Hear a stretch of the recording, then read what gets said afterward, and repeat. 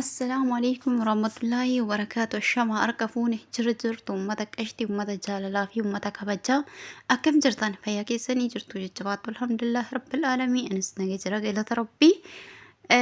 إجا ومتك أشتي أكو فيديو دا واتني أزر بنتي جتورا والله هدونا ما الأكوبسا هدونا ما تلقام أو بولي وانكيا هدو دا كنا ما تقوق أجندا سموني كنا اسمه كنا رجراني hedduu nama ta'e namni wanti kun hin dhukkubsine hin rifachiisne waan jiru natti fakkaatu. Yaa obboleettiin teenya tuni akkuma nama tokkamituu hin dalagadha jettee biyya isiirraa gara biyya namaa biyya Saudi Arabiyaadhaa deemtee biyya Saudi Arabiyaa deemtee ji'a sadii keessatti xiinsammuu godhatte jechuudha. Cinqatii godhattee. Egaa cinqatii godhattee booda mootuyyuu akka kana taate raasatti baatee darbamtee jechuudha. Wallahi nama dhukkubsaa nama gaddisiisaa baay'ee namatti dhagahama. Obboleettiin teenya tuni maatii harka qalleessaarraa kadhatatte. Akkasumallee akkuma nama kamiituyyuu bultitti seentee haadha ijoollee shaniiti. Ijoollee shan keessaa ijoollee tokko akka namaa kenniteedha. Deessee waggaa lama osoo hin guutiin kan isiin biyyaa baate. Guddisuu yaanii rakkinarraa kan ka'e ilmoo tokko akka namaaf kennite dabarsitee namaaf laatte kan isiin dubbatte jechuudha. Rakkina biyyaa na baase qotiyyoo takkatti qofa qabna takkatti sanii 49 irra gurguradhee biyyaa bahee rakkina biyyaa na baase ijoollee shanii jettee yoo baadha ijoollee shaniiti. Abbaan manaallee dubbisanii jenna abbaan manaallee Oromoo koo yoo galtee jettillee waan na yaaluun hin qabu na bira dhaabbadhaadhaa. Na qarqaaraa waan yaaladhunaaf na qarqaaraa na dirmadhaadha jedhee wallahi waan nama gaddisiisuudha waan akka nama argachiisuudha. Akkuma beekta obboleessi keenya tokko meeshaa isaa mana isaa viidiyoo isiniif waraabnee isinii dhiisnee jirraa argitanii jirtan jechuudha. Wanti irra deebi'uun jiru Oromoo viidiyoo duraa argin jila gasseenaadhaa viidiyoo ta'u kiyya laalaadhaa viidiyoo isii jechuudha kan waraabnee gallakkisne. Duraan dursa rabbiin kadhadhaa fi rabbiin isii haa fayyisu. Inshallah rabbi furmaata yeroo dhiyoo keessa isiif haalaatu itti aansuun ammoo obboleewwan kiyya please bira dhaabbadhaa waan qabnuun xiqqoo osoo hin jenne guddoo osoo hin jenne please bira dhaabbadhaadhaa qarqaaraa yeroo inni qarqaaruu barbaada akkaawuntii keessi isaanii fidee isin maxxansa ni qarqaaraa nu maxxansaaraan jedha akkaawuntii isaanii fidee isinii maxxansa jechuudha. Yoo lakkee isinillee hin amannullee warri jettani garasiin hawwii doktor hawwii jedhaan dhaxxanii doktorii irraa wanni fudhuu dandeessan jechuudha. Laayivii jiranii dhaxxaniitiin akkaawuntii fudhachuu dandeessanii jechuudha. Akkasumas FB'dha.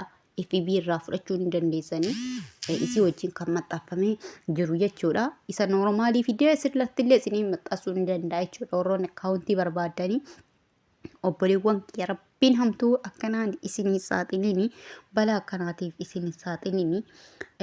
Mucayyoon tun kaleessa qorichaa Dr. Hawwii bira erga geessanii qoricha wayitiin dhiqxee fooyyee argattee ofillee beettee xiqqoo dudubbattee qorichi sun ammoo akka badaa laaffisee dadhabsiisee naan Hawwiin sodaattee dadhabdee irraa dhaabde jechuudha. Dadhabdee irraa dhaabdee jenna haala kanaanii raasatti baatee kinoo akkana mana muduu dhiichisaa fi waan hin taane dudubbachuudhaanii wanni godhaa jirti jechuudha. Rabbashaa jirti.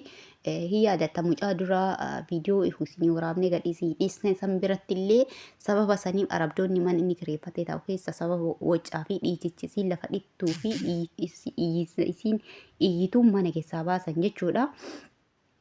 Akkuma argaa jirtan kanatti jechuudha. Akkanatti haala kanaan jirti jechuudha. Guyyaa har'a sa'aatii ammaa kana keessatti guyyaa qidaamee kana jechuudha. Akkanatti sa'aatii kana haala kanaan jirti jechuudha. Haala kanaan Dr. Hawwii fa'aallee qeerroollee mana kana keessaa nu yaasuudhaaf aramanni kunis kan arabaa waan ta'eef nu yaasin nu yaada jedhu sodaa bahamaa qabanii. Wallahi hedduu takka jirri kun mucayyoo tana biyyatti beekanii osoo hin taane tun islaamummaa yookaan oromummaa yookaan namummaa isiidhaa fi akkana wajji cinqamaa jira. Jireenyi biyya namaa mataa isiitu cinqiidha. Garuu ammoo namni kun haala kanaan ammoo tilmaamuun nama hin dhibu. Wallahi haala hamaadha keessa jiranii. Rabbiin oolmaa isaaniis haa deebisu jazaa isaaniillee haa deebisu. Obboleewwan keenya bilees hamtuun isin hin qaqqabini. Sadaqaan cuftuu balaati. Rabbiin balaa akkanaatiin isin hin saaxilini. bilis Oromoo koo bira haa dhaabbannu, haa qarqaarru, gara maatiititti, gara maatii isiititti akka deebitu akka taasisnu kabajaa fi jaalalaan isin gaafadha. Waan qabdanii koottaa haa darbannu, obboleettii teenya tana haa baraarannu. Obboleewwan keenya kanas dararraa biraa hojiin argine rakkoo biraa keessa isaanis akka hin seennee fi iyya dabarsaadha. Bilis sheerii waliif godhaadha.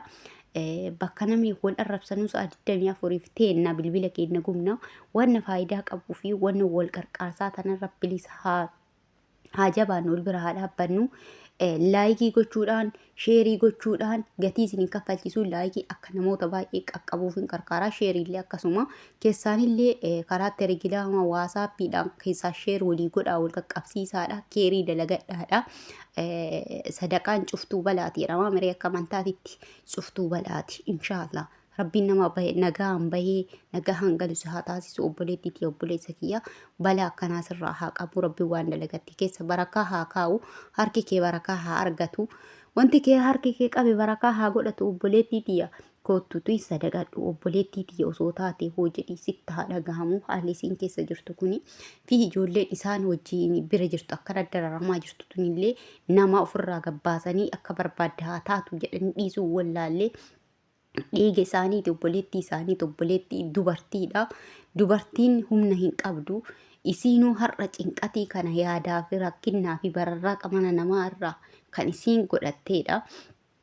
Hojiin waan taane taana malee baasnee gadi hin darbinu jechuudhaan haala kanaan hojii cinqamaa jira sila ta'eef nullee obboleewwan kiyyaa mee waan qabnuun bira dhaabbannee obboleettii teenya tana haa baraarannu. Fuuldurri keenya maal akka ta'e irraa hin beeknu. Har'a dalagataa jirra, maal akka ta'an hin beeknu, maaltu akka nu eeggataa jiru hin beeknu. Namni waan har'a gadi facaafate bor hammataaf ta'a waan ta'eef yoo har'a callaa facaafatte bor callama hamatta. Kanaaf jennaan kennaan hin deebiti. Kennaan waan sirraa baatu si fakkaatti malee siif hin deebiti. Kanaaf obboleettii tiyya obboleessa kiyya Bilis bira dhaabbadha. Obboleettii tiyya iyya waliif dabarsaa. Obboleettii teenya tana haa baraarannu. Xiqqaattus yoo xiqqoo jetteen tuffatiin xiqqoo sun gamaa gamanaa yoo walitti dhufte waa'ee waliirra buutee waa taatiif waan ta'eef namni kun ejensiillee yoo galche gaafa biyyatti galellee yoo wanti waa harka keessa hin jirre cinqatiin kun itti cimaa deema malee irraa gadi qannasaa hin deemu. Kanaaf obboleewwan kee viidiyoo irratti dhiyeessu meeb iyya dabarsaa, sheerii waliif godhaa, laayikii godhaa. Laayikii akka nama baay'ee qaqqabuuf hin taasisaa. Isin jaaladhaa, isin kabajaa. Oromoo konaaf jiraadha, hamtu isin argini. Inshaallah nama jarammataatiif walitti deebinu haa taasisu. Hamma viidiyoo biraatiif walitti deebinutti assalaamu alaikum warahmatullahi wabarakatuh. Share, like.